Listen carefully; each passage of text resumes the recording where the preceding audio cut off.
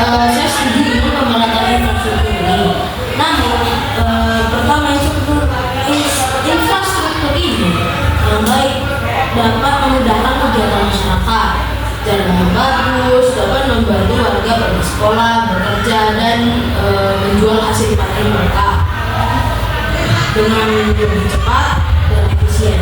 Kedua, infrastruktur yang juga dapat meningkatkan pendidikan dan kesehatan. Sekolah, puskesmas, dan akses internet yang baik membuat masyarakat lebih mudah mendapat pendidikan dan pelayanan kesehatan.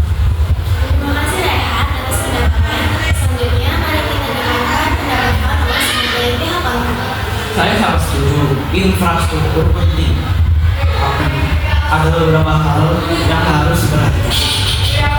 Pertama, pembangunan infrastruktur membutuhkan biaya yang sangat besar. Jika anggaran tidak dikelola dengan baik, pembangunan di bidang lain dapat terhambat. Kedua, pembangunan dapat berdampak pada lingkungan, seperti menebang pohon dan kurangnya hijau. Jika tidak dikerjakan dengan baik. Terima kasih Vano atas pendapatnya. Selanjutnya, kita masuk ke sesi kompromi untuk mencari titik temu dari dua pendapat tersebut.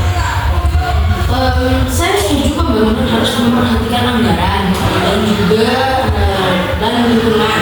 Namun kebutuhan daerah masih tertinggal dan tetap harus diprioritaskan. Saya juga setuju pembangunan tetap dilakukan, tapi harus direncanakan dengan matang agar bermanfaat dan tidak merugikan masyarakat ataupun lingkungan.